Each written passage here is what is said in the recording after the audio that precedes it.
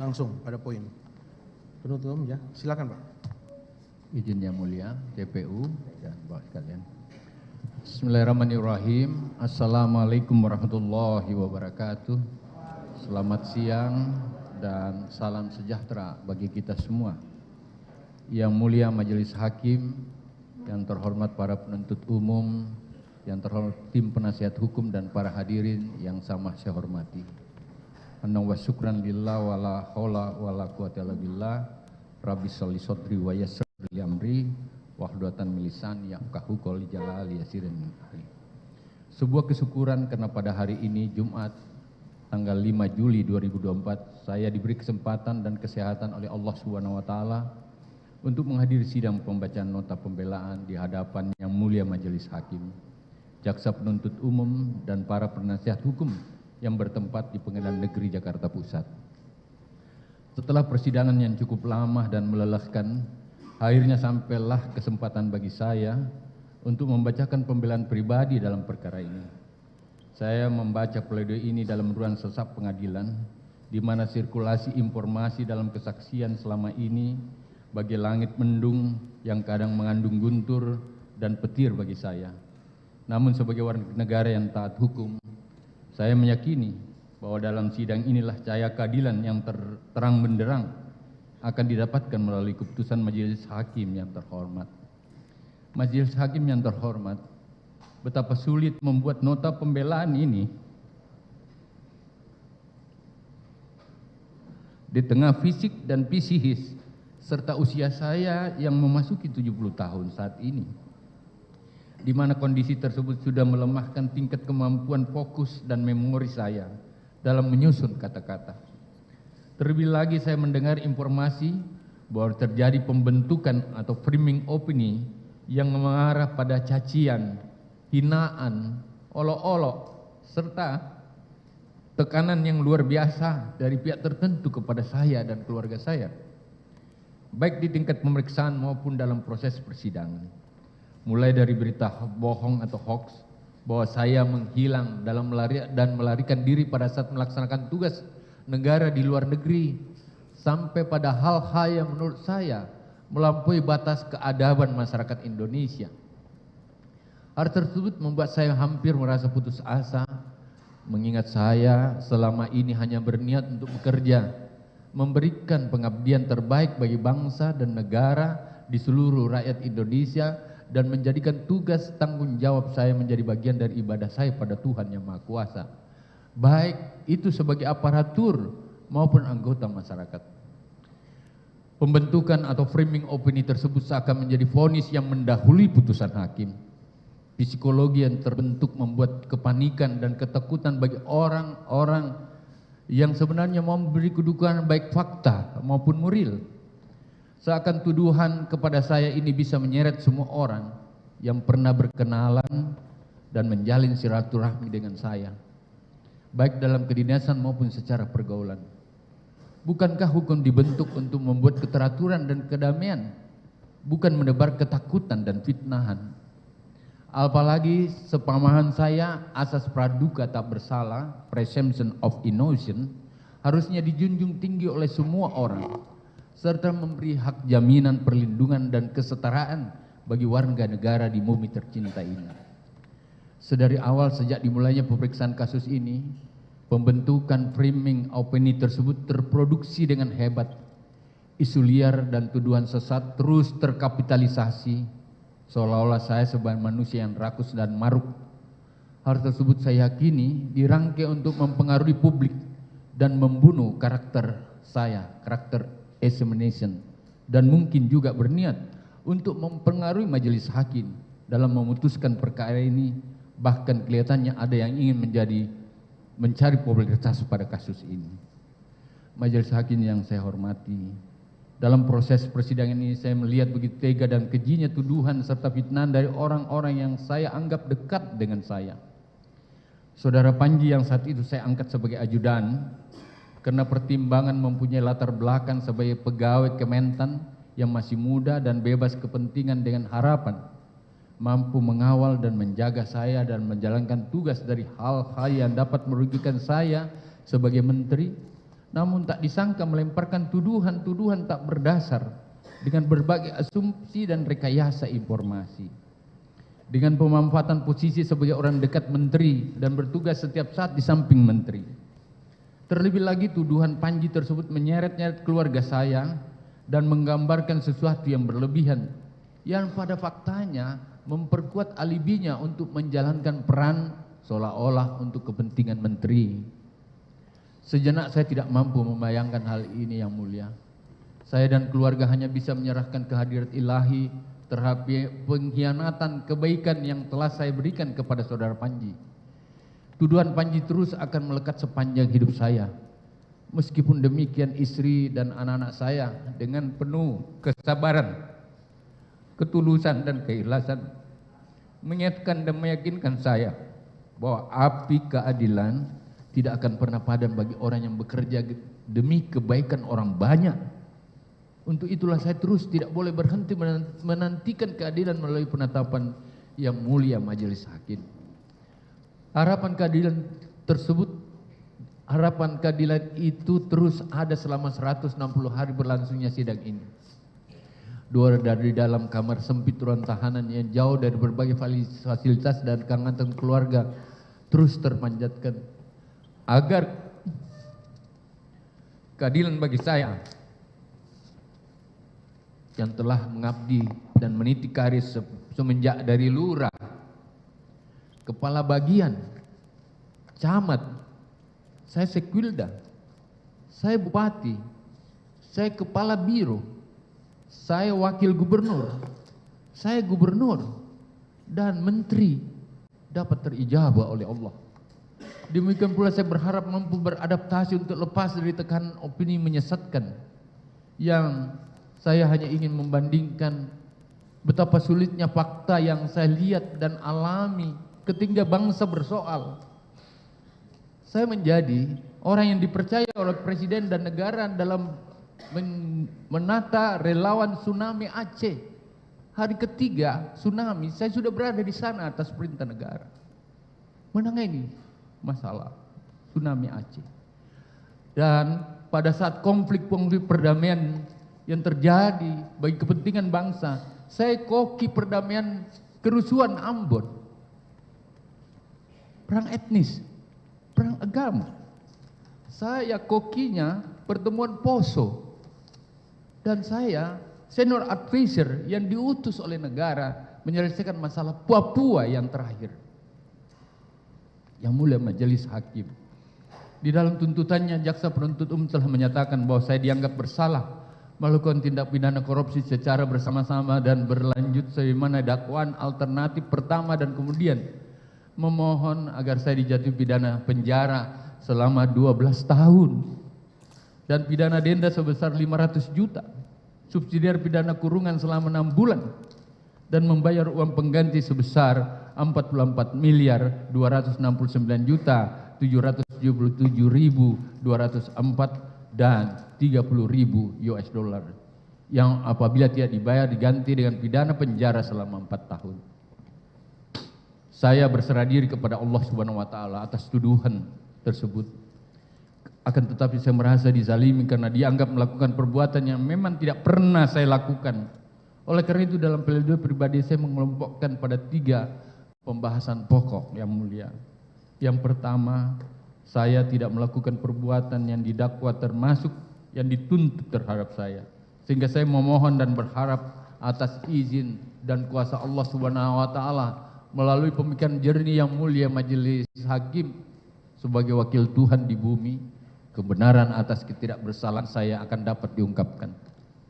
Yang kedua, rekam jejak kehidupan pribadi dan riwayat pengabdian saya kepada negara yang menunjukkan bahwa watak dan karakter kepribadian maupun kepemimpinan saya selama puluhan tahun mengabdi kepada negara senantiasa dilandasi niat tulus dan etikat baik untuk memberikan sumbangsi bagi bangsa, serta tidak pernah memiliki niat apalagi perilaku koruptif. Dan saya jadikan semua tugas saya, fungsi saya, tanggung jawab saya adalah bagian ibadah saya pada Allah.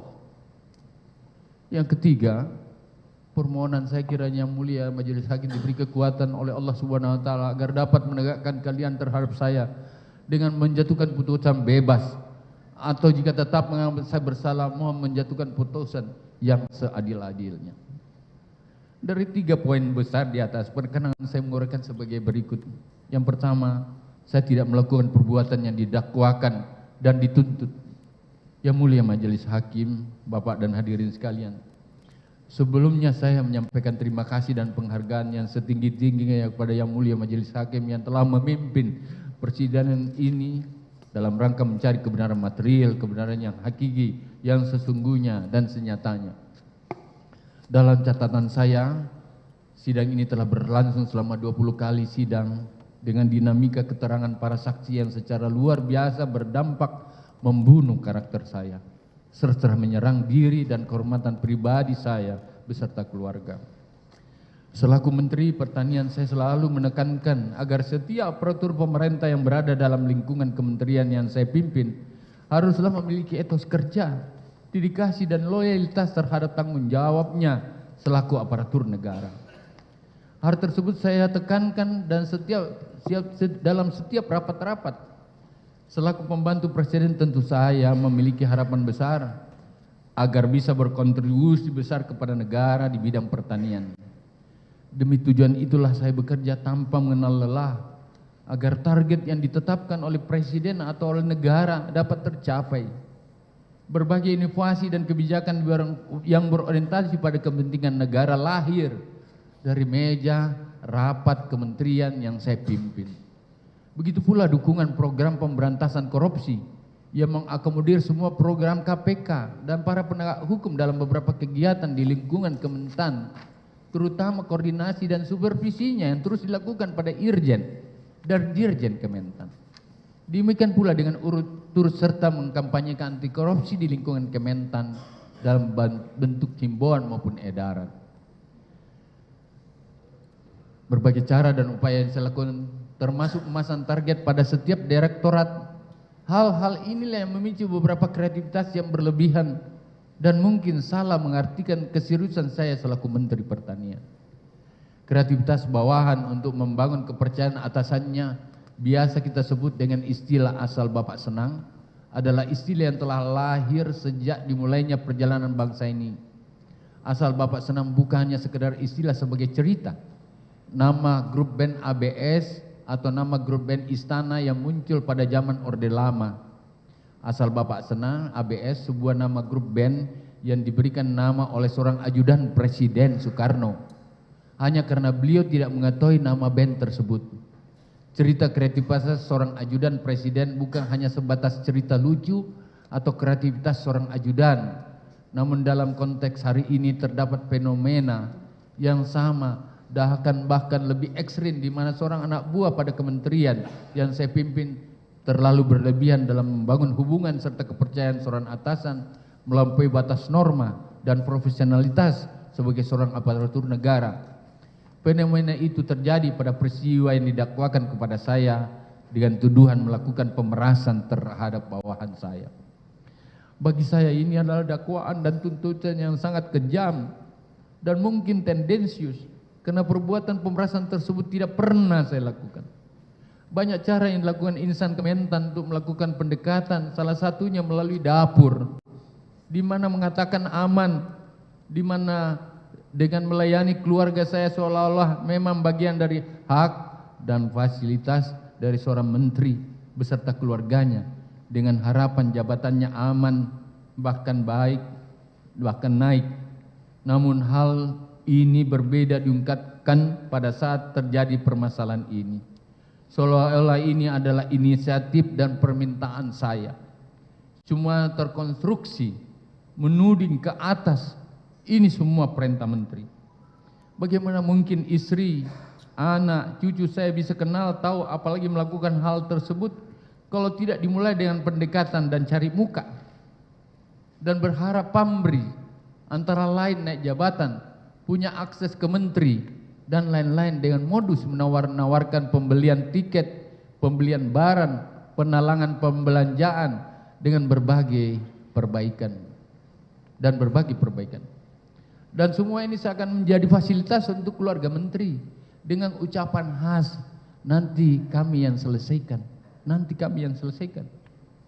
Dari rangkaian proses persidangan, akhirnya saya mengetahui bahwa saya dinyatakan sebagai tersangka pada tahap penyidikan dan diajukan di persidangan ini sebagai terdakwa didasarkan pada keterangan saksi-saksi, keterangan yang menyebut-nyebut nama saya, memberatkan saya tersebut selain tidak sesuai dengan kenyataan, juga tidak memenuhi kualifikasi sebagai keterangan saksi yang dapat menjadi alat bukti sah, sehingga seharusnya tidak dapat digunakan sebagai dasar untuk menyatakan saya bersalah melakukan tindak pidana yang saya uraikan sebagai berikut. Pertama, dakwaan dan tuntutan terhadap saya melanggar asas non testimonium di auditu, keterangan yang diperoleh dari orang lain bukan merupakan keterangan saksi, karena didasarkan keterangan saksi yang hanya mendengarkan dari kata orang lain, yang hanya katanya. Keterangan para saksi seperti saksi Kasdi, para dirjen, direktur dan seluruh saksi yang dihadirkan menyatakan bahwa saya memerintahkan untuk melakukan pungutan, urungan, atau memberikan dan menyerahkan sejumlah uang dan barang. Semuanya tidak diberikan dalam kapasitas saksi tersebut mendengar langsung perintah dari saya. Mereka tidak pernah mendengar dari mulut saya. Semua menyatakan mendengar dari saksi Panji yang merupakan ajudan saya tanpa melakukan konfirmasi terhadap saya. Yang mulia majelis, perkenan saya mengingatkan kita semua keterangan saksi melalui video berikut. Izin yang mulia. Ini dalam persidangan yang pertanyaan dulu. Silakan. Yang mulia, Bapak sekalian yang kami muliakan, apa pernah dengar saya perintah langsung, baik katanya atau apa ceritanya saya perintah langsung dan minta uang, minta dibayarkan, pernah dengar atau seperti itu? Yang langsung dari saya, adik, kan ini adik-adik saya nih semua, pernah dengar? Tidak. Tuhan, terima kasih. Terima kasih ya Allah. Terima kasih. Saudara tidak pernah berhubungan dengan terdakwa kan? Tidak pernah. Jelaskan pada persidangan. Kan berjenjang, Pak. Nggak mungkin. Bukan masalah mungkin dan tidak mungkin. Ya, tidak pernah intinya, Pak. Fakta. Apakah saudara pernah dan dimintai langsung oleh? Tidak pernah. Konfirmasi mengenai permintaan dari tidak. orang lain itu tidak pernah. Itu cukup. Yang kedua, Pak yang mulia, di Kementan penuh player, Pak. Kami mendapat penghargaan dari KPK 4 kali tentang korupsi. Silakan. Apakah sama sekali tidak pernah lihat player terhadap jangan korupsi, gunakan SOP dan don't ever against the law, seperti itu, no corruption? Pernah nggak pernah nggak lihat itu? Bahkan di Kementan yang besar sekali satu gedung, bermasalah lihat sedikit terdakwa sebagai menteri pertanian pernah tidak mendapat penghargaan dari Komisi Pemberantasan Korupsi? Dengar nggak saudara? Pernah dengar? Ada. Nanti diperlihatkan. Saudara kan dalam nota pembelaan sudah perlihatkan semua. Makasih. Ada. Makasih. Ada. Kami akan sampai di pembelaan nanti. Makasih. Kami teruskan yang mulia, izin CPU yang kami cintai. Ketentuan pasal 1 angka 26 KUHP menyatakan bahwa saksi adalah orang yang dapat memberikan keterangan guna kepentingan penyidikan, penuntutan dan peradilan tentang suatu perkara pidana yang ia dengar sendiri, ia lihat sendiri dan ia alami sendiri. Sejalan dengan itu pasal 185 ayat 1 KUHP mengatur bahwa keterangan saksi sebagai alat bukti ialah apa yang saksi nyatakan di sidang pengadilan yang dalam penjelasan pasal tersebut menyatakan bahwa keterangan saksi tidak termasuk keterangan yang diperoleh dari orang lain atau testimonium di auditu. Kenyataannya para saksi, yaitu saksi Kasdi, para dirjen, direktur dan seluruh saksi dalam keterangannya pada berita acara pemeriksaan atau BAP tingkat penyidikan maupun dalam keterangan di persidangan yang diambil sumpah menyatakan bahwa keterangannya diperoleh dari saksi Panji tanpa melakukan konfirmasi langsung dari saya, baik melalui telepon maupun WhatsApp grup yang kami miliki, dan setiap hari berlangsung komunikasi. Tidak mendengar secara langsung dari saya tanpa melakukan konfirmasi terhadap saya. sehingga keterangan saksi-saksi yang memperoleh informasi dari orang lain atau testimonium di auditu sesuai pasal 185 ayat 1 KUHP berikut penjelasannya tidak dapat menjadi alat bukti untuk menyatakan kesalahan saya, dan sejatinya saya memang tidak pernah menyampaikan pada saksi hal-hal yang diterangkan para saksi tersebut. Yang kedua, dakwaan dan tuntutan terhadap saya melanggar satu saksi bukanlah saksi, unus testis nullus testis, karena keterangan seorang saksi saja tidak cukup untuk membuktikan bahwa terdakwa bersalah terhadap perbuatan yang didakwakan kepadanya. Ketentuan pasal 185 ayat 2 KUHP menyatakan keterangan seorang saksi saja tidak cukup untuk membuktikan bahwa terdakwa bersalah terhadap perbuatan yang didakwakan padanya. Ketentuan tersebut hanya dapat disimpangi apabila disertai dengan satu alat bukti yang sah lainnya, sebagaimana disebutkan pada dalam pasal 185 ayat 3 KUHP.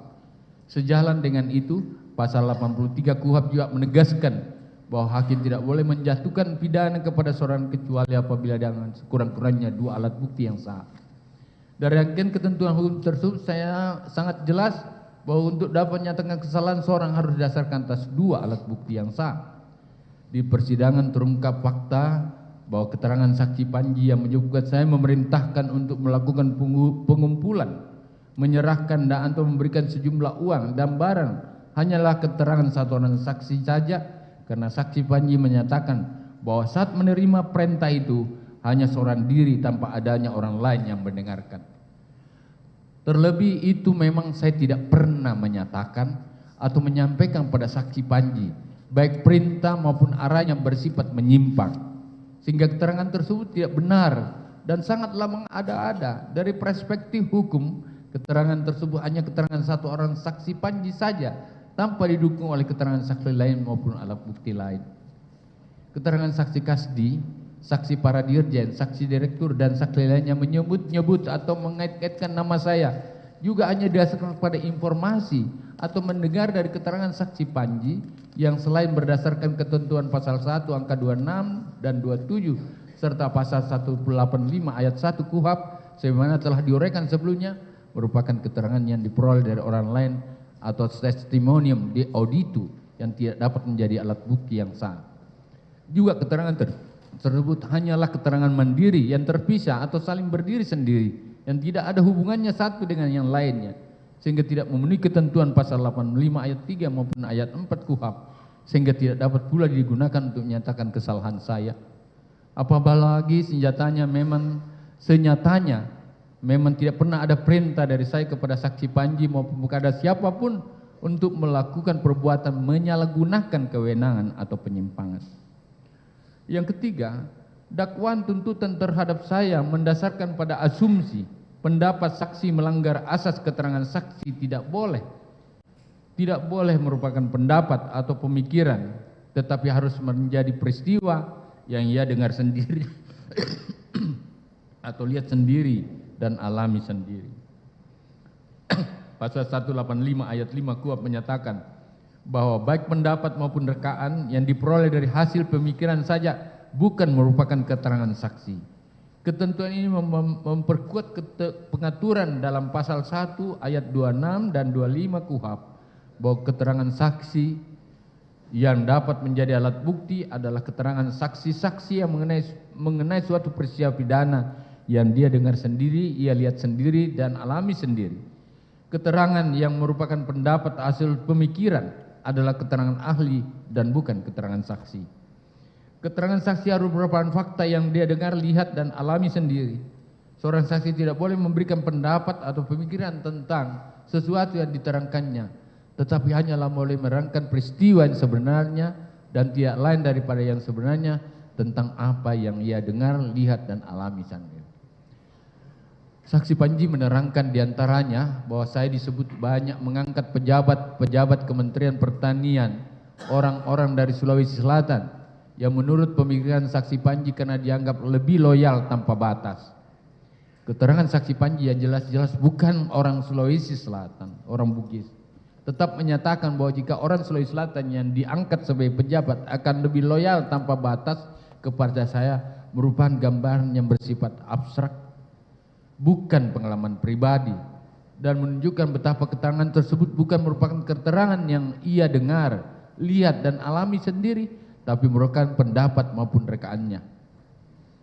Keterangan saksi Panji yang merupakan pendapat bukan fakta tersebut sangat tendensius dan seolah-olah dikonstruksikan atau dipancing-pancing oleh pihak tertentu untuk menonjolkan sisi buruk saya tanpa dasar argumentasi yang jelas. Pasal 1 angka 27.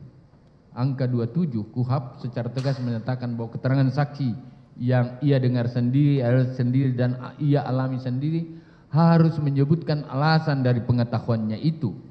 Keterangan saksi Panji yang demikian merupakan keterangan saksi Panji yang lainnya yang seharusnya tidak dapat digunakan sebagai dasar untuk menyatakan kesalahan saya.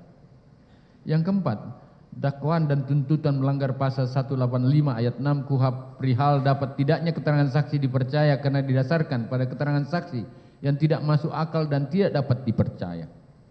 Pasal 185 ayat 6 poin D KUHP menyatakan bahwa cara hidup dan kesusilaan saksi serta segala sesuatu yang pada umumnya dapat mempengaruhi dapat tidaknya keterangan itu dipercaya. Yang mulia majelis hakim, perkenan saya memperlihatkan video keterangan saksi Dirjen di persidangan ini. Izin yang mulia. Apakah ada informasi yang saudara dengar sendiri ya? Atau dari teman-teman eselon 1 yang lain bahwa itu sudah ditentukan memang untuk anggaran itu yang sharing itu sudah ditetapkan 20% dari anggaran yang ada. Saudara, tidak pernah kami mendengar itu yang mulia. ya? Tidak pernah kami mendengar. 20%, kata-kata 20% untuk anggaran kami. 20%. Ya, kami tidak pernah mendengar itu. Sharing 20%. Siap, tidak pernah. Tidak pernah saudara Tidak pernah. disampaikan oleh kepada saudara mungkin tidak. Dirjen yang lain mengungkapkan ke saudara atau badan yang lain. Izin yang mulia, kalau bunyi 20% anggaran, kami tidak pernah menerima informasi itu. Tidak pernah. Kecuali program. Ya? Kecuali program. Maksudnya program apa? Program kan ada program kita di Kementan, 20% diskresi pimpinan, itu kami disampaikan. Oh gitu. Ya, kalau program. Itu resmi ya? Artinya disampaikan bahwa menteri kalau itu. Oh itu disampaikan oleh menteri. Apakah seri 20% itu untuk kepentingan beliau atau untuk kepentingan dinas? Kepentingan dinas. Dinas ya? Kepentingan dinas. Ini misalnya untuk Pak kepentingan Menteri ada dinas. kunker dan lain sebagainya Jelas. itu ke situ. Baik ya. Jadi saudara tidak mendengar sharing 20% itu ya? Tidak. Nah, saudara mendengar itu. Baik. Sharing 20% itu apakah disampaikan oleh Sekjen dalam hal ini Kasdi maupun oleh Menteri, saudara tidak pernah dengar? Kami tidak pernah mendengar untuk sharing anggaran 20%. Baik, ini fakta ya, faktanya. Yang mulia kami lanjutkan izin. Saksi Panji dalam BAP penyidikan maupun di persidangan menyatakan bahwa saya pernah meminta 20% dari setiap anggaran yang masing-masing satuan kerja di lingkup Kementerian Pertanian. Anggaran Kementerian Pertanian setiap tahun adalah bersekitar kurang lebih 15 triliun yang mulia. Saya sudah menjabat sejak akhir 2009, apabila dihitung 20% atau 1/5 selama 4 tahun sejak 2020 sampai dengan tahun 2023, yaitu 2% atau 1/5 kali 15 triliun per tahun kali 4 tahun sama dengan 12 triliun yang mulia. Maka saya telah menjadi orang yang sangat kaya raya dan berkecukupan, sementara semua harta benda saya yang telah disita oleh penyidik tidaklah besar, sangat jauh dari nilai tersebut. Ini menunjukkan bahwa keterangan saksi Panji tersebut tidaklah masuk akal. Selain itu, apabila benar ia menyampaikan kepada saksi Sekjen, para dirjen, saksi direktur dan saksi lainnya bahwa menurutnya saya telah memerintahkan hal-hal seperti pungutan dan urungan atau memberikan dan menyerahkan sejumlah uang dan barang yang tidak pernah saya perintahkan, menunjukkan pula bahwa saksi Panji bisa dan biasa mencatut nama saya yang memperlihatkan bahwa saksi Panji mempunyai cara hidup dan kesusilaan yang buruk, tidak masuk akal dan tidak dapat dipercaya, dan memang itu sangatlah tidak benar adanya yang mulia. Begitu pula keterangan saksi yang menyatakan bahwa apabila ada pejabat eselon 1 dan eselon 2 tidak bersedia memenuhi permintaan saya akan dimutasi, juga tidak masuk akal. sesuai dengan peraturan perundang-undangan yang mengatur mengenai kepegawaian, tidak ada kewenangan saya terkait pengangkatan, pemindahan atau pemberhentian pejabat eselon 1, eselon 2, bahkan eselon 1 sekalipun. Tetap melalui sebuah SOP yang diatur oleh aturan undang-undang yang ketat. Semua itu kewenangan dan tugas pokok Saksi Kasdi selaku sekjen didasari oleh Pepres. Ini ada aturan dasarnya, Pepres nomor 117 2022 tentang Kementerian Pertanian dan Permentan nomor 19 2022 tentang organisasi dan tata kerja Kementerian Pertanian. Saya tidak mungkin turut campur dalam proses tersebut apabila dalam pengangkatan pejabat di lingkungan Kementerian Pertanian berdasarkan Undang-Undang ASN nomor 5 tahun 2014 menganut merit system, di mana selaku pembina kepegawaian saya hanya membentuk pansel dan prosesnya selebihnya berada di pansel tersebut. Panitia seleksi, pembina kepegawaian dalam hal ini menteri hanya memilih dari nama-nama yang disodorkan oleh pansel tersebut. 3 nama saya tidak pernah koreksi, mulai dari saya penjabat di gubernur, bupati, selalu saya ambil yang tertinggi, boleh dicek. Saya tidak pernah mengambil urutan 1, 2, 3 walaupun itu hak prerogatif untuk mengambil yang di bawah, kedua atau tiga, saya ngambil yang paling di atas. Apabila saya tidak mempunyai kewenangan dalam proses memaksakan diri untuk mempengaruhi sekjen melalui penyalahgunaan berdasarkan aturan, mereka pun dapat mengajukan proses keberatan ke Badan Pertimbangan Aparatur Sipil Negara. Ini diatur, Bapak. Mereka bisa mengatur ke Badan Pertimbangan Kepegawaian. Mereka bisa komplain ke Komisi ASN. Bahkan bisa mengajukan gugatan ke Pengadilan Tata Usaha Negara. Di era sekarang tidak seperti dulu, Bapak. Transparansi, keterbukaan seperti sekarang dapat juga menyebarluaskan melalui berbagai media sehingga viral. Kenyataan hal tersebutlah tidak pernah ada, karena memang saya tidak pernah melakukan perbuatan mengancam, melakukan mutasi atau demosi pejabat selama saya 30 tahun lebih menjadi pejabat tertinggi di unit kerja. Karena memang sangat tidak masuk akal bila saya melakukan hal seperti itu, tidak perlu. Keterangan-keterangan saksi Pak maupun saksi lainnya di dalam suatu hal tidak masuk akal dan tidak benar, berbohong, maka dapat dipastikan bahwa keterangan-keterangan lainnya pun juga tidak benar, Yang Mulia. Oleh karena itu dakwaan dan tuntutan yang berdasarkan pada keterangan saksi-saksi yang tidak masuk akal dan tidak dapat dipercaya karena tidak benar tersebut didasarkan pasal 185 ayat 6 KUHP seharusnya tidak dapat digunakan sebagai dasar untuk menyatakan kesalahan saya. Yang kelima, dalam dakwaan tuntutan terhadap saya melanggar prinsip penyelesaian hierarki hukum yang wajib mendahulukan penyelesaian dari hukum administrasi terlebih dahulu sebelum dilakukan proses hukum pidana sesuai ketentuan pasal 20 sampai dengan pasal 21 Undang-Undang nomor 30 tahun 2014 tentang administrasi pemerintahan. Undang-Undang nomor 30 2014 tentang administrasi pemerintahan, di mana ini menjadi pegangan seluruh pejabat pemerintahan sebagai hukum material dan hukum payung atau umbrella law bagi penyelenggaraan administrasi pemerintahan yang pada bagian menimbang menyatakan bahwa penyelesaian permasalahan dalam penyelenggaraan pemerintahan menjadi solusi dalam memberi perlindungan hukum bukan hanya bagi masyarakat tapi juga bagi pejabat pemerintah. Pasal 21 Undang-Undang nomor 30 2014 tersebut juga menyatakan bahwa untuk menilai ada atau tidaknya unsur penyalahgunaan wewenang yang dilakukan oleh pejabat pemerintahan juga harus didasarkan pada putusan Pengadilan Tata Usaha Negara. Apabila rangkaian proses hukum administrasi tersebut belum atau tidak dijalankan, maka pada pejabat pemerintahan tidak dapat dilakukan proses hukum pidana.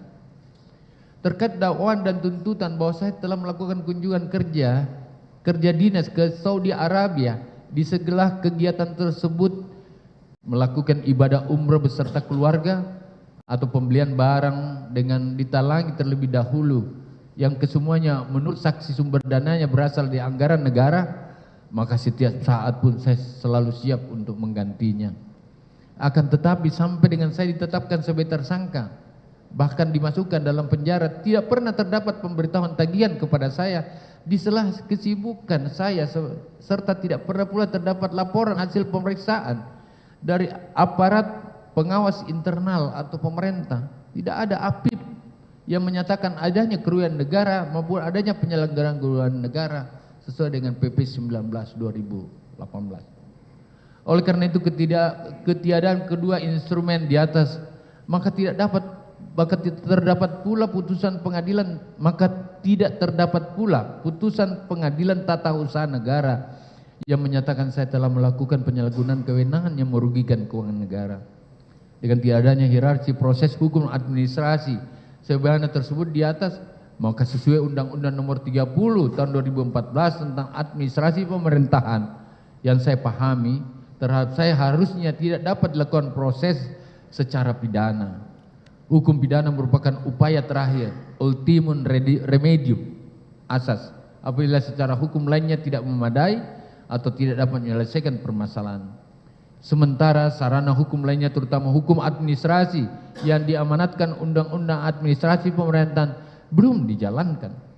Terhadap saya telah secara terburu-buru dilakukan proses hukum pidana. Yang mulia Majelis Hakim dan Jaksa Penuntut Umum, PH dan hadirin sekalian. Yang keenam, terhadap saya tidak dapat dibebankan pertanggungjawab pidana karena tidak terdapat niat jahat non mens rea. Di persidangan terdapat saksi yang menyatakan bahwa jika ada pejabat eselon 2 yang tidak mematuhi perintah saya akan dilakukan mutasi demosi, padahal tersebut bukan kewenangan saya. Begitu pula terdapat saksi yang mengatakan bahwa membawa durian ke rumah, padahal saya dan keluarga saya termasuk orang yang tidak suka makan durian, dan dibawanya durian ke rumah saya juga tanpa sepengetahuan atau izin dari saya. Selain itu terdapat pula dakwaan adanya biaya untuk pembelian atau sewa mobil, renovasi rumah dan lain sebagainya. Kesemua hal tersebut dilakukan atau terjadi tanpa seizin saya, karena memang ini adalah operasional yang sangat teknis, tetapi berasal dari inisiatif dan dikerjakan oleh pejabat Kementerian Pertanian dari Biro Umum yang secara hierarkis tanggung jawab dan tanggung gugatnya yang tertinggi hanya kepada kepala atau kepada sekretaris jenderal. Mereka di bawah sekretaris jenderal. Saya selalu katakan yang mulia, tugas menteri adalah penjabaran visi presiden dan negara. Tugas eselon 1 adalah melakukan pengolahan program strategis. Eselon 3 adalah pengolahan kegiatan operasional, dan eselon 3 ke bawah adalah teknis operasional, technical operasional, operasional technical. Oleh karena itu tidak mungkin seorang menteri turun sampai ke bawah seperti itu.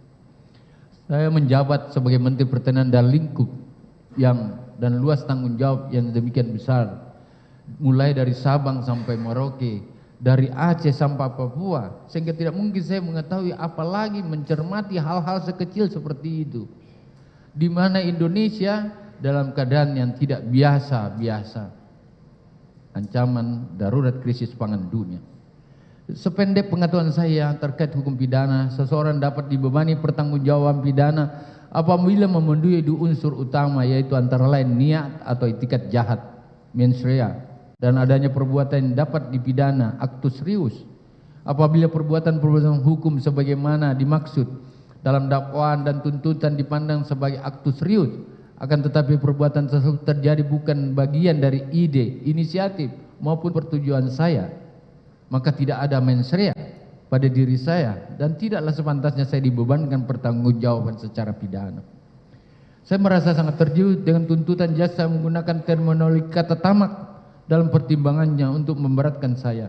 Saya tidak mengerti dan paham dengan kata itu karena tidak pernah mendengar dalam dakwaan, dan juga hal tersebut tidak pernah ada dalam fakta persidangan selama ini.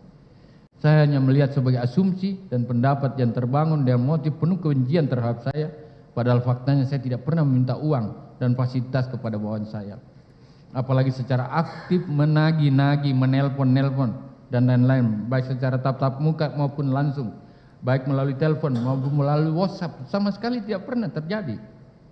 Saat keluar sidang ada pengunjung bertanya jika memang tamak karena tuduhan karena saya dicegat di sini. Apa istilahnya bagi orang yang memeras saya? Apa lembaga yang memeras kamu, kekuasaan politik yang memeras kamu? Saya tidak bisa menjawab, Yang Mulia. Wallahu alam, dan mudah-mudahan tidak ada hal seperti ini. Saya cuma bisa mengatakan seperti itu. Peningkatan pencapaian diraih bukan semata-mata tugas menteri saja, tetapi juga ditentukan oleh sebuah leadership, seorang yang ditunjuk mengemban tugas dan amanah tersebut. Bagaimana mengorganisir, mengimplementasikan, dan mengevaluasinya. Sekali lagi, menteri sebagai jabatan politik tidak hanya diukur dari tugas pokok yang diatur dalam sebuah kalimat aturan, tetapi dibutuhkan juga sosok yang punya attitude dan etos yang bisa mendorong pencapaian diinginkan. Namun sayangnya pada fakta persidangan juga terungkap bahwa Safi melakukan hal-hal yang menyimpang tanpa seizin sepengetahuan saya. Saya sangat mendukung program pemberantasan korupsi. Saya mengakomodir semua program-program KPK di Kementan dan para penegak hukum dalam berbagai kegiatan di lingkungan Kementan, terutama kami mendapatkan supervisi dan koordinasi yang tidak pernah berhenti, khususnya pada Irjen dan semua Dirjen di Kementan, termasuk mengkampanyekan semangat anti korupsi bagi Kementan maupun jabatan sebelumnya. B. Jejak kehidupan pribadi dan riwayat pengabdian saya yang syarat prestasi, integritas, dan tidak berperilaku koruptif, Yang Mulia. Maaf, tidak riak, saya harus kemukakan ini. Saya adalah ASN dan birokrat karir yang telah mengabdi kepada negara selama lebih dari 44 tahun.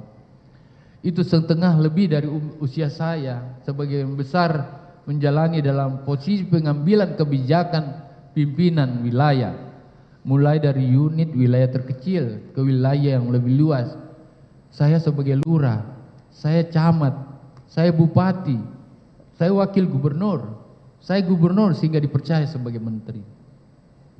Dengan segala kerendahan hati saya sampaikan bahwa selama mengabdikan diri kepada bangsa dan negara sebagai pimpinan wilayah dan unit wilayah terendah, lurah sampai menteri, saya menorehkan banyak prestasi. Izinkan Yang Mulia. Yang pertama, saya menjadi lurah, saya menerima penghargaan juara lomba desa seprovinsi Sulawesi Selatan. Pada saat menjadi pelaksana yang juga saat itu menjadi pelaksana tugas kepala desa Bontolangka Kabupaten Goa, menjadi juara lomba desa tingkat Sulawesi Selatan. Saya selalu dengan prestasi yang mulia.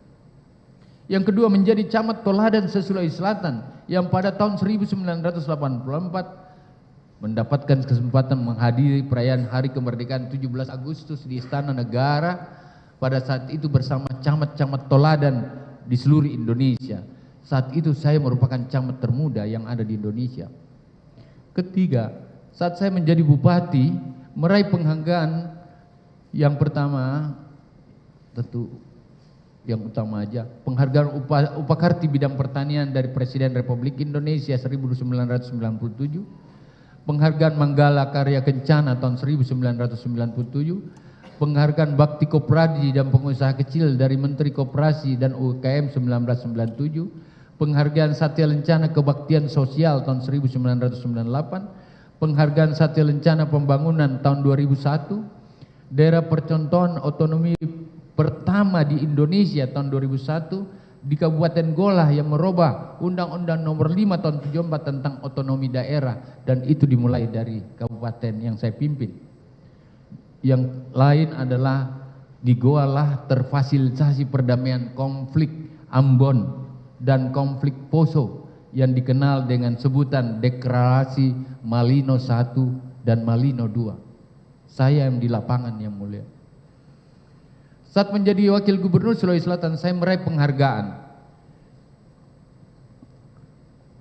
produksi beras di atas 5%, mendukung P2BN 2008, penghargaan agroinovasi tahun 2009, penghargaan Satya Lencana Wirakarya 2003, penghargaan Satya Lencana Pembangunan Pertanian 2007, penghargaan sebagai relawan kesehatan atas individu yang sangat berkomitmen melakukan upaya kemanusiaan dan respon darurat bencana gempa di tsunami Aceh oleh Menteri Kesehatan 2004. Pada saat menjadi relawan Aceh, saya membangun 2 rumah sakit darurat, mengadopsi 20 anak yatim dan mahasiswa yang terancam putus sekolah dan di tingkat akhir semester koasnya akan putus. Oleh karena itu saya bawa ke Makassar, bertempat di kediaman rumah saya sebagai wakil gubernur. Di antara mereka sekarang ini rata-rata sudah menjadi dokter dan menjabat di beberapa instansi dalam dan luar negeri. Yang kelima, saya menjadi gubernur Sulawesi Selatan meraih penghargaan berjumlah 226 penghargaan, antara lain Bintang Mahaputra Utama Pertanian oleh Presiden 2001 yang diserahkan oleh Presiden SBY. Bintang ini tertinggi di Indonesia. Ada Bintang Mahaputra Nararia, ada Bintang Mahaputra, tapi yang utama hanya saya yang meraihnya sebagai gubernur kepala daerah. Tanda kehormatan Samkarya Nugraha Prasamya Purna Karya Nugraha oleh Presiden Republik 2014. Hanya 3 gubernur meraih. Aswar Anas di Sumatera Barat, Suparjo Rustam di Jawa Tengah, dan saya Syahrul Yassin Limpo di Sulawesi Selatan. Yang ketiga, penghargaan sebagai provinsi terbaik dan pelayanan publik dari Ombudsman Republik Indonesia 2015. Penghargaan satelit rencana pembangunan pertanian atas peningkatan produksi beras dari Presiden Republik Indonesia tahun 2008 dan 2009. Saya mendapatkan gubernur terbaik pada penghargaan kepemimpinan daerah atau Leadership Award oleh Menteri Dalam Negeri 2018. Saya mendapat penghargaan Astabrata Widya Utama Pamong oleh Institut Pemerintah Dalam Negeri 2018. Saya mendapatkan predikat wajar tanpa pengecualian 7 tahun berturut-turut di bidang pemeriksaan keuangan dari tahun 2011 ke 2017. Adapun pergaulan lain yang tidak sempat saya sebutkan terlampir dalam pledoi ini, yang mulia. Yang 6, saat menjadi Menteri Pertanian saya meraih 71 penghargaan. Di antaranya penghargaan dari Menteri Koordinator Bidang Perekonomian tentang pencapaian penyaluran kredit usaha rakyat pertanian tahun 2020. Penghargaan sebagai tokoh inspiratif pertanian Indonesia tahun 2023. Penghargaan sistem pertanian pangan tangguh swasembada beras tahun 2019-2021 yang ditujukan pada Presiden Republik Indonesia oleh International Rice Research Institute IRI tahun 2022. Penghargaan pengolahan barang dan jasa tahun 2020 dengan kategori paling transparan oleh Kebijakan Pengadaan Barang dan Jasa Pemerintah atau LKP 2020. Penghargaan KPPU Award tingkat pusat oleh Komisi Pengawas Persaingan Usaha tahun 2022. Penghargaan Merdeka Award kategori program inovatif Kementerian pada saat COVID-19 tahun 2021. Pengendalian penularan penyakit mulut dan kuku PMK dari World Organization for Animal Health, Organisasi Kesehatan Hewan Dunia di bawah PBB. Yang ketiga, yang lain penghargaan atas upaya dalam penggerakan sektor pertanian menjadi swasembada beras oleh Forum Komunikasi Perguruan Tinggi Pertanian Indonesia. Penghargaan Kementerian Terbaik Pengelola Informasi dan Komunikasi Publik oleh Kementerian Komunikasi dan Infocom tahun 2019. Saya dipercaya menjadi Ketua Asosiasi Pemerintah Provinsi Indonesia, seluruh Indonesia, yang menaungi seluruh gubernur seluruh Indonesia selama 2 periode. Yang lain, di Roma saya terpilih sebagai Ketua G20 Dunia di Forum FAO. Penghargaan Kementerian Pengelola Informasi dan Komunikasi. Yang ketujuh, saya dipercaya menjadi Ketua Asosiasi Pemerintah Provinsi yang menaungi seluruh gubernur. Saya juga sebagai Ketua Kuartir Daerah Gerakan Pramuka Sulawesi Selatan dan mendapatkan penghargaan Lencana Melati sebagai tanda memiliki jasa pengabdian yang luar biasa bagi Gerakan Pramuka. Kesembilan, mendapatkan penghargaan akademik dari beberapa universitas dalam dan luar negeri antara lain. Universitas Tun Hussein On Malaysia sebagai Doktor Honoris Causa HC Urusan Pertahanan dan Fasilitas Infrastruktur tahun 2016.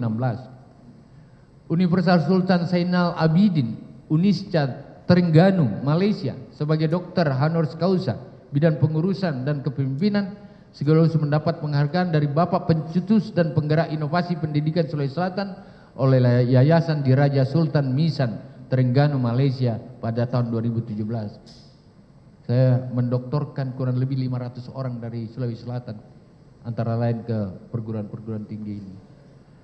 Yang lain adalah Universitas Hasanuddin telah memberikan saya gelar Profesor Kehormatan dalam Tata Negara dan Kepemerintahan tahun 2002, yang sebelumnya menyelesaikan program S3 Doktor di bidang Hukum Ketatanegaraan dan Pemerintahan dengan judul Penerapan Prinsip Good Governance dalam Pengawasan Pemerintahan.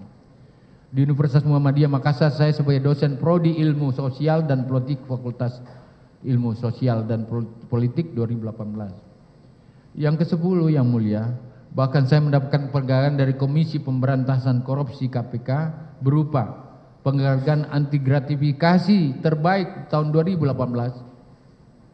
penghargaan pengelolaan LKPN terbaik 2019, sertifikasi Aksi Nasional Pencegahan Korupsi AMK atas pengelolaan data penyaluran subsidi pupuk dan pemanfaatan NIK Butuhan, dan puluhan daerah wilayah bebas korupsi oleh KPK ditetapkan di hampir seluruh Indonesia yang saya miliki.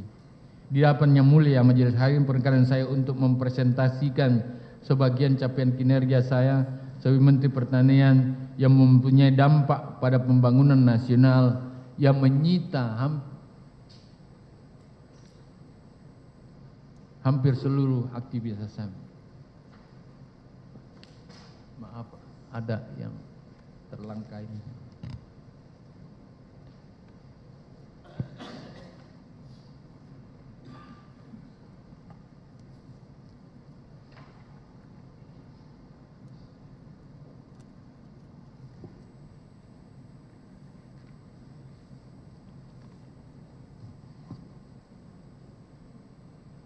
Di hadapan Yang Mulia Majelis Hakim, perkenan saya untuk mempresentasikan sebagian capaian kinerja saya sebagai Menteri Pertanian yang mempunyai dampak pada pembangunan nasional yang menyita hampir sebagian besar aktivitas saya selama bertugas sebagai bagian dari Kabinet Indonesia Maju di bawah pimpinan Presiden Republik Indonesia Bapak Haji Joko Widodo dan Wakil Presiden Ki Haji Ma'ruf Amin.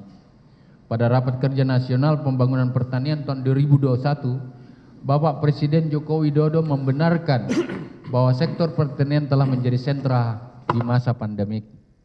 Presiden menggarisbawahi 9 isu strategis dalam pembangunan pertanian. Diawali dengan menyoroti peringatan Food Agriculture Organization atau FAO tentang potensi krisis pangan, sehingga pengelolaan yang berkait dengan pangan dan pertumbuhan pertanian perlu dilakukan maksimal. Pengelolaan pangan dan pembangunan pertanian khususnya terkait dengan komoditi bahan impor seperti kedelai, jagung, gula, bawang putih dan beras harus diseriuskan. Pengembangan lumbung pangan atau food estate, pengembangan pertanian dengan skala ekonomi luas, pemaksimalan teknologi pertanian, penerapan harga yang kompetitif dan bersaing menjadi sorotan Presiden Joko Widodo untuk mengoptimalisasi pembangunan pertanian. Presiden Republik Indonesia Bapak Haji Joko Widodo juga dalam pidatonya pada pembukaan sensus pertanian pada 2023 mengingatkan kemungkinan krisis pangan besar yang akan diakibatkan cuaca ekstrim dan perang di Eropa yang terus bergejolak. Ancamannya adalah 345 juta orang di dunia terancam kekurangan pangan dan kelaparan. Yang Mulia izinkan saya menunjukkan video pidato Presiden. Pidato Presiden adalah keputusan. Pandemi COVID-19, sektor pertanian menempati posisi yang semakin sentral. Kita tahu FAO memperingatkan potensi terjadinya krisis pangan. Hati-hati mengenai ini.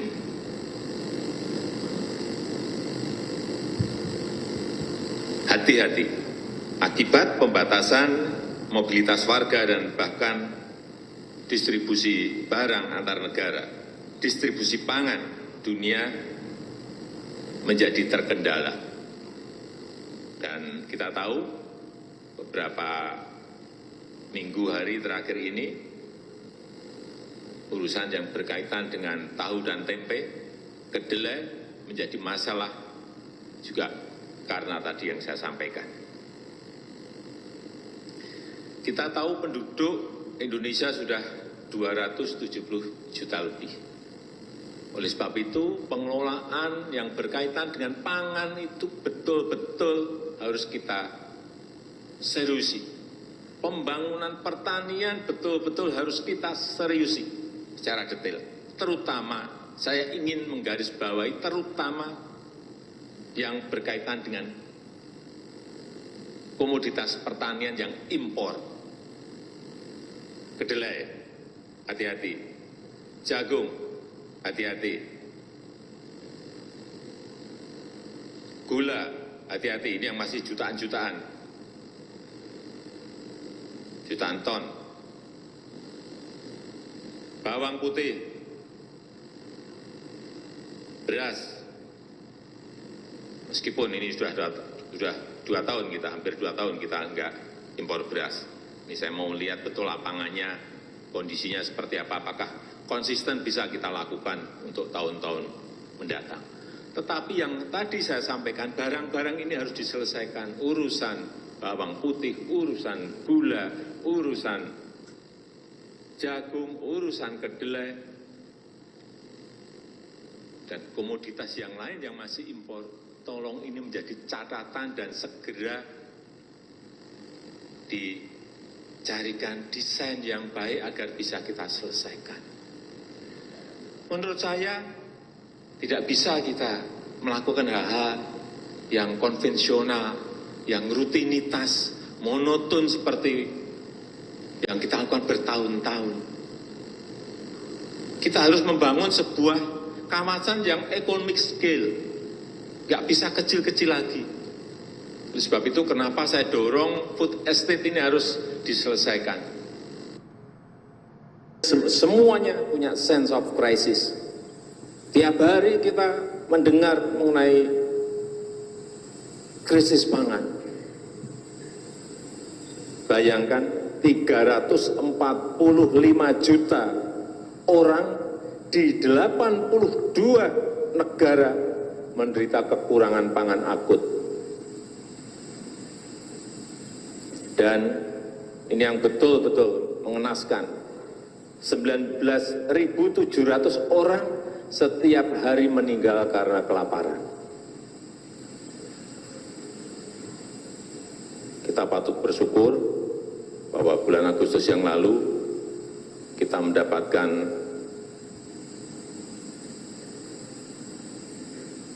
sertifikat pengakuan bahwa Indonesia sudah swasembada beras sejak 2019. Izin melanjutkan. Yang mulia yang kami hormati, Jaksa Penuntut Umum dan PH serta hadirin sekalian yang kami hormati. Adapun capaian tersebut kami akan uraikan sebagai berikut walaupun singkat-singkat Pak Yang Mulia. Yang pertama, peningkatan nilai dan pertumbuhan PDB sektor pertanian Indonesia berdasarkan nilai konstan dan harga berlaku. Yang pertama, pada tahun 2020 nilai harga konstan 1.770 triliun dan nilai harga berlaku 2.120 triliun.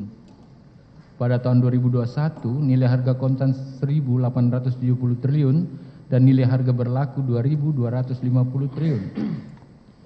Pada tahun 2022 nilai harga konstan 2.250 triliun, nilai harga berlaku 2.430 triliun. Data ini bukan data Kementan, data ini data BPS statistik yang digunakan resmi oleh negara. Yang kedua, sebelum pencapaian tahun 2019, indeks produksi pertanian nasional 2020-2022 yang stabil dan meningkat. Pada tahun 2020, indeks produksi pertanian sebesar 167,55%. Pada tahun 2021, indeks produksi pertanian sebesar 166,49%. Pada tahun 2022, indeks produksi pertanian sebesar 175,75%. Yang ketiga, nilai tukar petani atau nilai kesejahteraan petani yang meningkat dan terus bertambah, yang sebelumnya dari 99%. Pada tahun 2020, nilai tukar petani sebesar 105,83%. Pada tahun 2021 nilai tukar petani sebesar 104,64%, nggak pernah dicapai sebelumnya. Pada tahun 2022 nilai tukar petani sebesar 107,33%. Nilai tukar usaha pertanian dari tahun 2020-2022 yang awalnya dari hanya 90%, pada 2020 nilai tukar usaha pertanian mencapai 105,12%. Pada tahun 2021 nilai tukar usaha pertanian sebesar 104,9%. Pada tahun 2022 nilai tukar usaha pertanian sebesar 107,49%, 46%. Yang kelima, peningkatan nilai ekspor pertanian. Jadi bukan impor, Pak. Pertanian ekspor. Pada tahun 2022 beras 366.151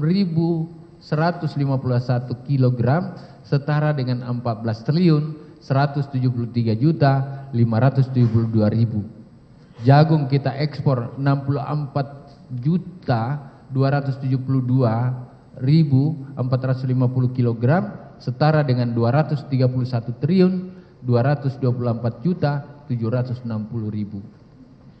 Bertambah pada tahun 2021 beras menjadi 3.261.400 kg setara dengan 36 triliun 479 juta 814.000. Jagung 3.476.208 kg setara dengan 153 triliun 293 juta 210.000 rupiah. Serta pada tahun 2022 beras 2.962.875 kg setara dengan 29 triliun 036.640.000 rupiah. Jagung 161.434.540 kg setara dengan 743 triliun 704.125.000. Bertambahnya penyerapan lapangan kerja dalam sektor pertanian. Penyerapan lapangan kerja dalam sektor pertanian 2019 jumlahnya mencapai 31,87 juta orang. Meningkat pada tahun 2020 mencapai 35,25 juta orang. Pada tahun 2021 jumlahnya menjadi lebih besar karena masa Covid, dia masuk menjadi 37,13 juta orang. Tahun 2022 meningkat jumlahnya sebesar 37,84 juta orang. Adapun pencapaian dibahas di atas sangat dipengaruhi keadaan pandemi Covid serta kondisi global dunia antara lain perang dagang, perubahan iklim dan konflik antar negara. Tentunya semuanya dibutuhkan usaha dan kerja keras yang terarah, fokus, lebih mengutamakan kesejahteraan rakyat dan keselamatan rakyat, bangsa dan negara. Utamanya memberikan kepastian terhadap daya tahan, jaminan kepada rakyat dalam kebutuhan konsumsi hidup mereka. Seperti dalam asas yang menyebutkan bahwa keselamatan rakyat adalah hukum tertinggi. Solus populi suprema lex. Hal tersebut juga diapresiasi oleh Wakil Presiden pada acara penghargaan Adikarya Pembangunan Pertanian 2023 dengan menyatakan bahwa sektor pertanian Republik Indonesia mengalami pertumbuhan positif akibat sektor ini mampu menjadi bantalan ekonomi di tengah kompleksitas pandemi COVID-19, dampak perubahan iklim dan ketegangan geopolitik yang ada. Sehingga sangatlah tidak berkesempatan bagi saya mengkonfirmasi yang mulia hal-hal teknis kerumah tanggaan dan operasional teknis di tengah kesibukan saya untuk mencapai target-target krusial demi kepentingan bangsa dan negara. 10 orang kelaparan akan menjadi suatu isu besar bagi bangsa ini, akan menohok masalah ekonomi kita, masalah pemerintahan, masalah sosial akan terpicu, masalah politik akan terpicu, dan masalah keamanan akan terpicu. Indonesia tidak lagi baik-baik. Bahkan yang mulai izin saya, Papua bersoal dengan makanan. Saya harus ke Papua menyelesaikan semua ini. Yang mulia majelis hakim, semangat dan tekad hidup saya adalah hanya untuk mengabdi bagi bangsa dan negara dan berguna bagi sesama serta menjadikan bagian ini adalah ibadah dalam kehidupan saya dan alam semesta. Tidak satu pun niat dan watak karakter saya untuk berperilaku koruptif, mengemis-ngemis minta dari bawah. Tidak. Saya tidak biasa, yang mulia. Jika selama mengabdi di daerah saya berperilaku koruptif, tentu saya sudah pasti berurusan dengan hukum. Begitu pula aparat pengawasan internal pemerintah maupun DPR sudah melakukan koreksi, serta di era transparan saat ini, pers yang bebas serta masyarakat yang semakin tinggi kualitasnya pemikirannya, pasti akan dengan masif dan lantang menyuarakan perbuatan tercela saya. Kenyataannya semua hal itu tidak pernah terjadi. Bahkan saya menjadi bupati selama 2 periode. Saya menjadi gubernur Sulawesi Selatan untuk 2 periode. Yang menunjukkan tingkat kepercayaan dan kepuasan masyarakat terhadap kinerja maupun integritas saya. Tegasnya saya selama ini selain berupaya untuk membaktikan diri dan berguna bagi bangsa dan negara, juga berupaya selalu menjaga dan mempertahankan integritas saya. Karena itulah maka saya memberanikan diri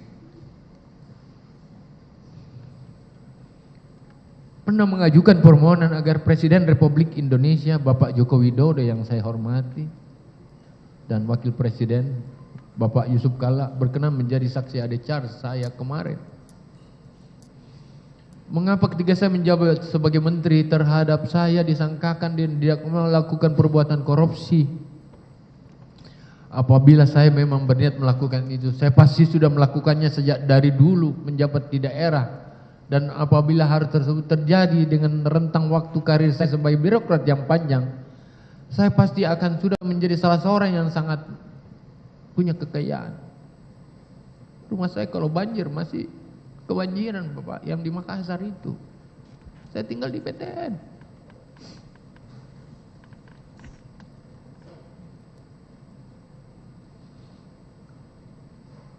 Saya tidak biasa disogok-sogok orang. Tidak biasa. Tunjukkan saya pernah mengguru.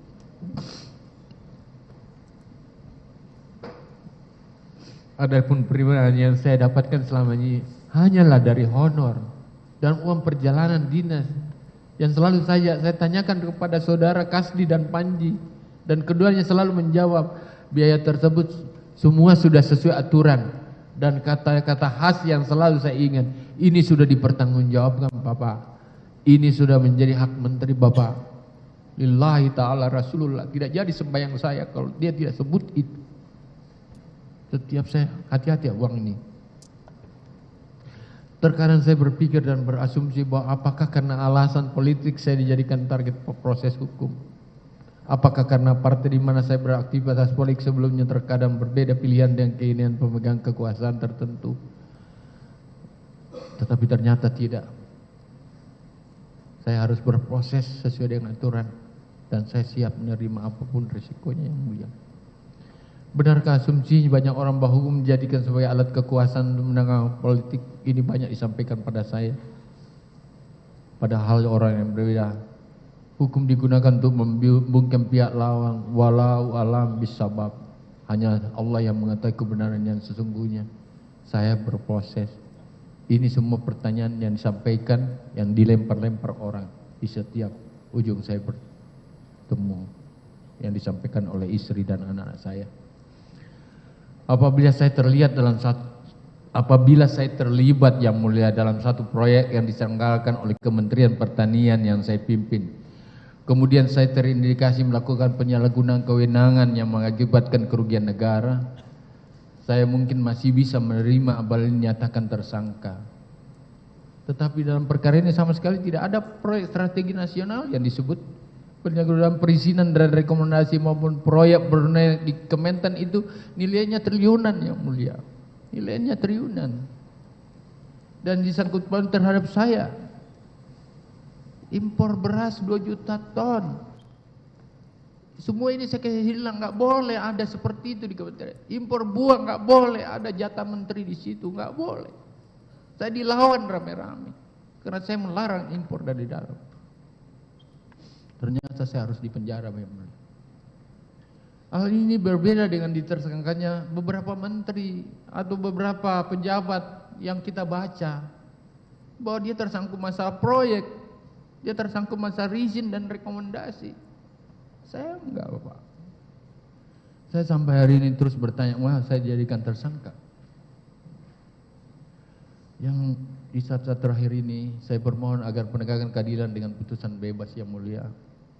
Di samping masih bertanya saya mengapa saya dijadikan sebagai tersangka dan terdakwa, saya terus bertanya mengapa saksi-saksi memberi keterangan yang beberapa diantaranya memberatkan saya, padahal saya yakin keterangan itu tidak benar.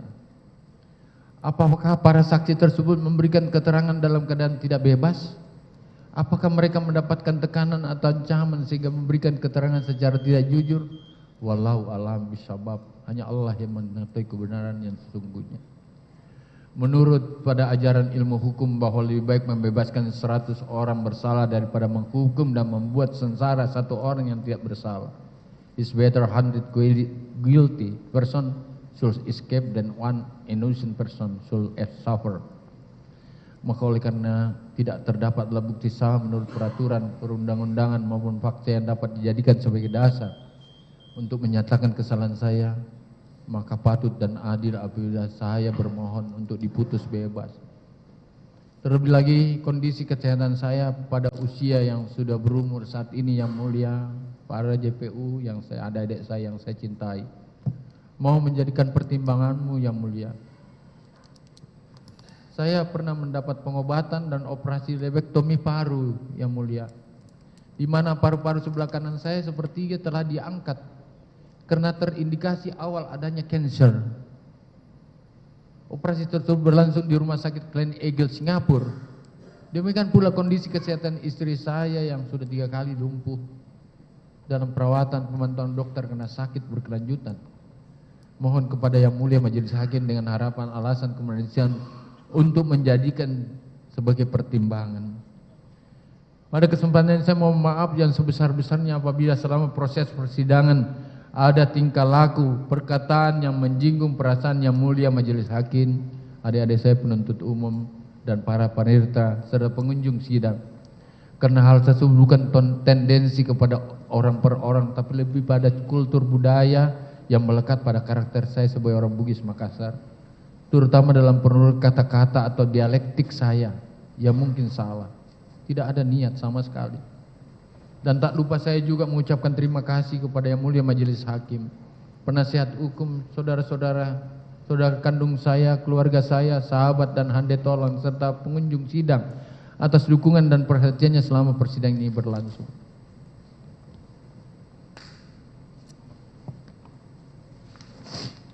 Saya juga minta maaf kepada Majelis Hakim dan seluruh masyarakat Indonesia, khususnya suku Bugis, Makassar, Toraja, dan Mandar, serta juga kepada pemerintah Republik Indonesia dan keluarga, sahabat, kolega, yang apabila selama ini perilaku saya sebagai Menteri Pertanian dianggap tidak berkesesuaian dengan pandangan dan situasi yang ada.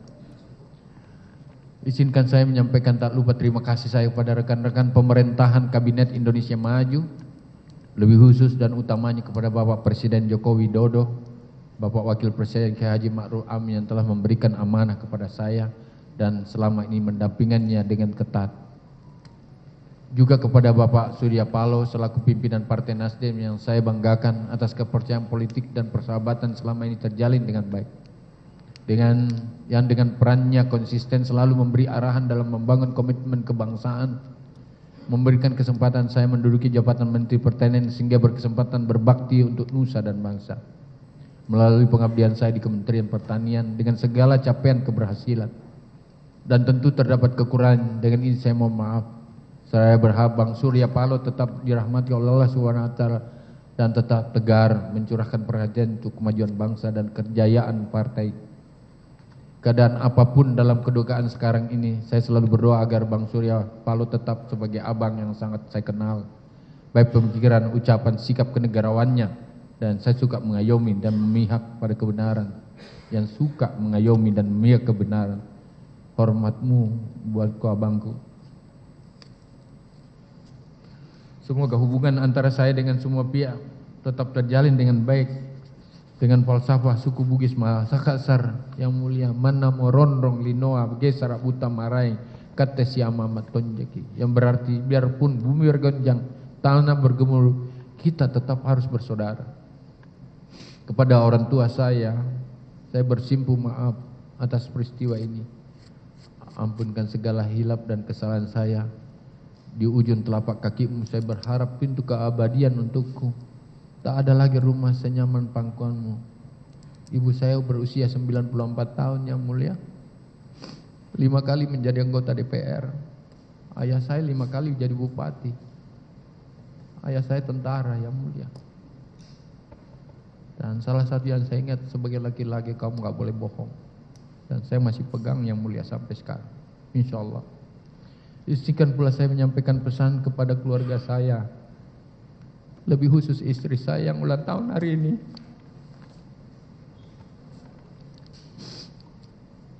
Carilah tangan yang menggenggam kita saat kita jatuh. Carilah mata yang selalu melihat kebaikan kita saat kita tidak sempurna. Hati yang senantiasa menerima kelemahan dan keburukan kita ketika berada di titik terendah dalam kehidupan. Semua orang, ibu, anak-anakku, cucuku bisa menemani senangmu, tapi tidak semua orang bisa menemani susahmu. Berbagai ujian dan cobaan yang saya hadapi sejatinya hanyalah menambah rasa syukur saya kehadirat Allah Subhanahu wa taala, Tuhan tempat saya meminta pertolongan. Tuhan yang hanya kepadanya lah saya menyembah. Sepenuhnya saya meyakini apapun yang saya alami dan hadapi tak lain merupakan garis takdir yang telah ditetapkannya. Hanya keikhlasan dan rasa syukur yang patut saya perlihatkan kepadanya. Terkhusus istri saya Ayun Sri Arahab yang hari ini bertepatan pada tanggal lahirnya. Pada saat saya di sidang, 2 kakak saya meninggal yang mulia. Makanya yang sering mengawal saya di persidangan ini meninggal. Yang tegak dan istri saya tegak mendampingi saya dalam sidang segala peristiwa. Menjadi sumber kekuatan saya. Belahan jiwa yang selalu menjadi tempat saya pulang. Juga anak-anakku Indira Cundatita Sahrul Putri, Kemal Redindo Sahrul Putri, dan juga almarhum Rindra Sujiwa Sahrul, Rizka Mulfi Lutfi. Mereka ditempa dengan tanggung jawab yang besar. Juga cucu saya yang saya sangat cintai selalu tidur bersama saya yang mulia. Andit Tendri Bilan, Radisa Melati, Sofia Sahri, Putri Redindo, Bintang Nugraha Putra Redindo. Kepada kalianlah risalah kecil ini saya sembahkan. Biarlah catatan kecil menjadi pengingat bahwa betapa luar biasa ujian yang menimpa kita. Sebuah keluarga dipertemukan dalam ruang sidang dan diadili bersama. Tidak pernah saya mendengar ada mulai dari cucu sampai kakeknya berada dalam satu persidangan. Baru di tempat ini. Bahkan tidak hanya itu, seluruh telunjuk seolah-olah menuding-nuding saya dan kalian tanpa memberi ruang yang cukup bagi kita untuk mengatakan kebenaran. Ketahuilah betapa saya sangat bangga dan mencintai kalian. Ketabahan dan ketegaran kalian juga lah yang sejatinya membuat kita mampu melewati ini semua. Catatan kecil ini akan menjadi pengingat, pengobat, pembelaan atas seluruh framing jahat dan tidak adil atas permasalahan yang saya dan kalian hadapi. Yang secara sengaja dilakukan untuk menghina, merendahkan derajat saya dan kalian yang terbangun puluhan tahun yang ada. Tetapi yakinlah, Allah tidak tidur dan akan melihat kebenaran yang pernah kita lakukan. Janjinya bahwa kebenaran pada akhirnya tidak pernah bisa dikalahkan. Ia bisa disalahkan, tetapi tidak bisa dikalahkan. Di balik semua, yakinlah Allah Subhanahu wa taala menganugerahi hikmah yang luar biasa besar bagi kita semuanya. Kiranya Allah Subhanahu wa taala terus memahami dan meridai kita semua. Amin ya Allahumma amin. Majelis hakim yang mulia, yang terakhir, saya bukan penjahat yang mulia, apalagi pemeras. Saya bukan pengkhianat. Saya ini pejuang dari negara bangsa ini. Saya belum pernah dihukum yang mulia. Saya menyesali perbuatan saya. Saya siap bertanggung jawab Yang Mulia.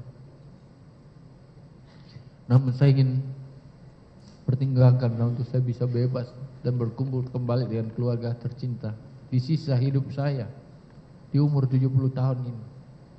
Berdasarkan hal di atas, maka saya mohon kepada Yang Mulia Hakim atas izin Allah Subhanahu wa taala dilandasi hati nurani untuk memutuskan kepada saya putusan bebas atau putusan yang seadil-adilnya. Wabillahi taufiq wal hidayah. Terima kasih Yang Mulia JPU PH dan seluruh hadirin. Semoga ridha Allah bersama kita. Kita semua tetap dalam lindungan Tuhan. Sekian, Assalamualaikum warahmatullahi wabarakatuh. Izin saya menyerahkan. Ya, silakan.